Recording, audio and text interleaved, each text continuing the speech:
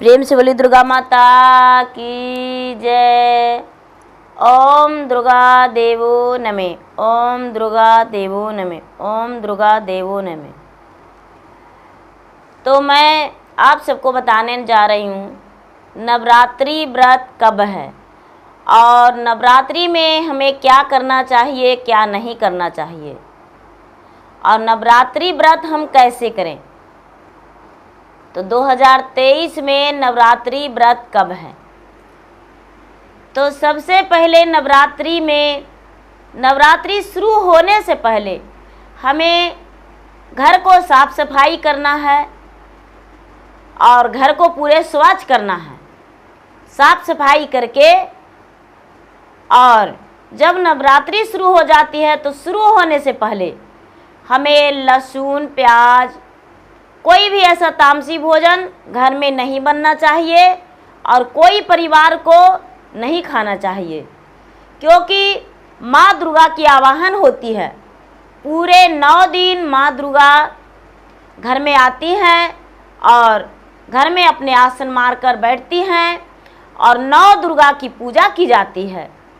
तो पहला दिन माँ शैलपुत्री की पूजा की जाती है और घर में जिस घर में जो लोग कलश स्थापना करते हैं तो कलश स्थापना करके और जब माँ दुर्गा की पाठ शुरू होती है तो पूरे परिवार एक जगह बैठकर शांति रूप बनाए रखिए।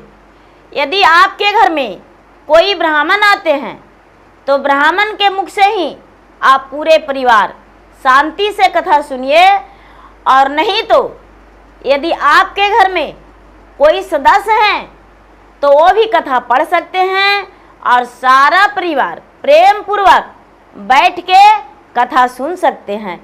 लेकिन हाँ, जोत जो जलाते हैं, जो दुर्गा पाठ करते हैं, उन्हें पूरे 24 घंटा 9 दिन तक लगातार जोत जलाना चाहिए। यदि जोत में कोई तरह की दिक्कत आ गया हो तो उन जोत बुझ गया हो तो दूसरी जोत जलाकर उसे थोड़ी देर के लिए उनका बाती को सही करके और उसमें घी डाल के और जोत जला सकते हैं। जिन्हें नहीं होता है वो मंदिर में भी रख के और पूरे 9 दिन जोत जलाते हैं। तो सबसे पहले मैं बताती हूँ कि स्वच्छ कपड़ा पहनने चाहिए। नवरात्रि में स्वच्छ कपड़ा पहनने चाहिए, कोई कपड़ा खराब नहीं हो। यदि पुरुष करते हैं तो उनका सभी कपड़ा पवित्र है, लेकिन जो स्त्री करती है तो उन्हें स्वच्छ कपड़ा होना चाहिए। ये नहीं कि जो हम सारा दिन पहन रहे हैं वही कपड़ा पहन के हम नवरात्रि व्रत भी कर ले, तो ऐसा नहीं है। आप शुद्ध कपड़ा पहन के और 9 दिन में 9 दुर्गा के पूजा कीजिए और प्रेम से कीजिए।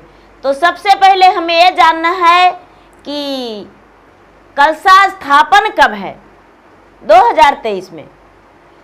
तो कलशा स्थापन 15 अक्टूबर रविवार दिन को है।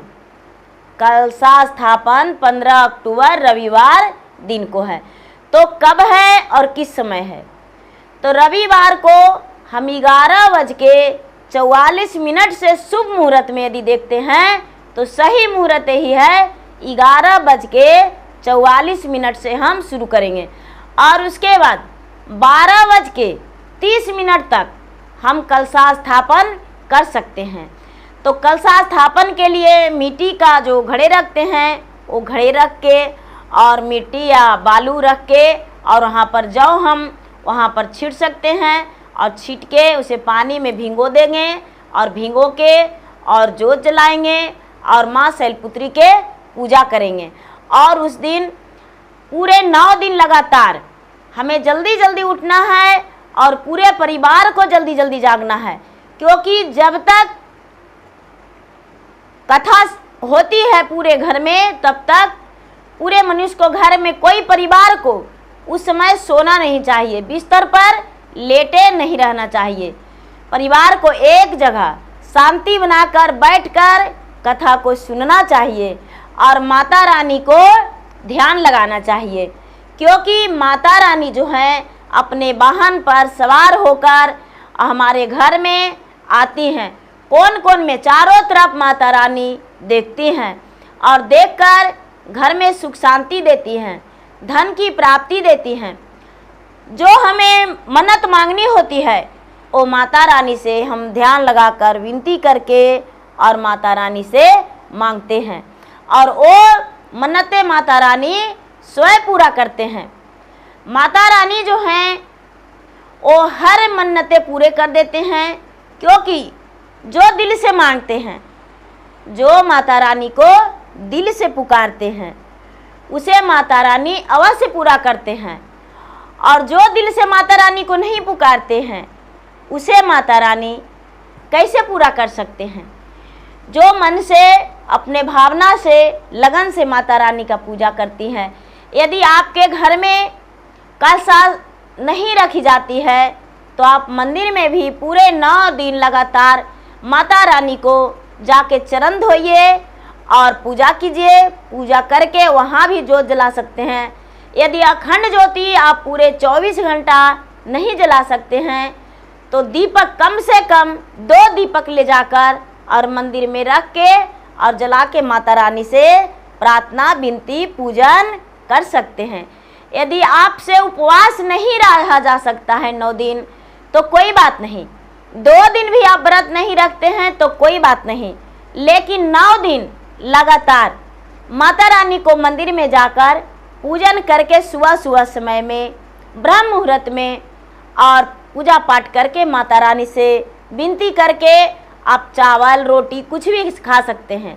यदि आप चावल नहीं लेते हैं तो बहुत अच्छी बात है, सिर्फ रोटी ले लेते हैं तो इससे और क्या अच्छा हो सकता है, क्योंकि सभी व्यक्ति को फल पे नहीं रहा जा सकता है। सभी लोग नहीं रह सकते हैं, 9 दिन लगातार नहीं रह पाते हैं। और कितना है कि 2 दिन भी व्रत करते हैं तो कोई बात नहीं, 2 दिन भी जो नहीं रह सकते हैं तो पूरे 9 दिन तो जा ही सकते हैं। यदि पूरे 9 दिन भी नहीं जा सकते हैं तो एक दिन शुरू का और एक दिन नवमी का, यदि शुरू का दिन भी नहीं जा सकते हैं तो नवमी का दिन तो माता रानी के मंदिर में जाकर पूजा कर ही सकते हैं, चढ़ावा चढ़ा ही सकते हैं माता रानी को चुंदरी। और यदि हवन ना हो सके तो ऐसे भी जैसे प्रतिदिन पूजा कर सकते हैं उसी तरह आप पूजा करके तो आ ही सकते हैं।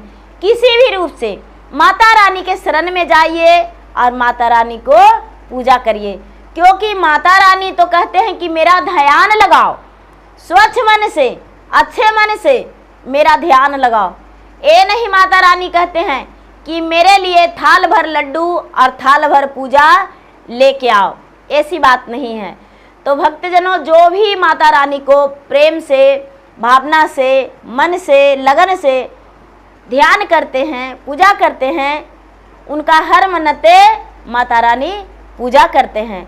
और 9 दिन में 9 माताओं की पूजा होती है और माता रानी सभी पे विराजमान होते हैं। तो प्रेम से बोलिए 9 देवियाँ की जय।